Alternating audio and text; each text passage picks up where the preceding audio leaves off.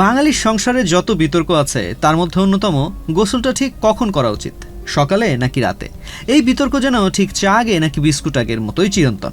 একদল সকালে গোসল না করলে মনে করে দিনটাই যেন বুট না হওয়া কম্পিউটার, আরেক দল রাতে গোসল না করলে বিছানায় উঠতে রাজি নয়, যেন সারাদিনের ধুলোবালিকে সঙ্গে নিয়েই ঘুমাতে যাওয়া একটা সামাজিক অপরাধ।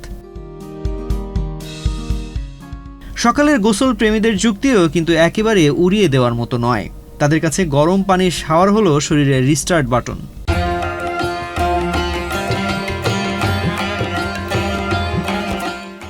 চোখ খুলে মাথা ঝাঁকিয়ে পৃথিবী জয় করার আগে তারা বাথরুমে একবার লগ ইন করেই নেন। মাইক্রোবায়োলজিস্ট প্রিমরোজ ফ্রিস্টনও বলছেন, সকালে গোসল করলে রাতে শরীরে জমে থাকা ঘাম, ব্যাকটেরিয়া আর মৃত চামড়া ধুয়ে যায়।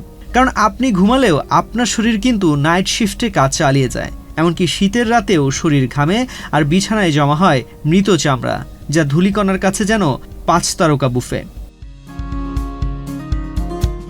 অন্যদিকে রাতের গোসল বাহিনীর বক্তব্য কম জোরালো নয়। তারা বলছে, সারাদিন রাস্তাঘাট, অফিস, বাস, ধুলোবালি আর দূষণের সঙ্গে যুদ্ধ করে এসে যদি সেই সব কিছুকে গায়ে মেখেই বিছানায় ঢুকে পড়েন, তাহলে আপনার বিছানাটা ধীরে ধীরে জীবাণুর রিসোর্টে পরিণত হবে।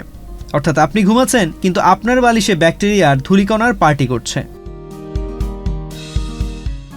বিজ্ঞানও রাতের গোসলকে কিছুটা বাড়তি নম্বর দিয়েছেন। গবেষণায় দেখা গেছে, ঘুমানোর 1-2 ঘন্টা আগে মাত্র 10 মিনিট কুসুম গরম পানিতে গোসল করলে শরীর এমন একটা সংকেত দেয় যে বস আপনার ঘুমানোর সময়। ফলে দ্রুত ঘুম আসে আর ঘুমও হয় আরামদায়ক।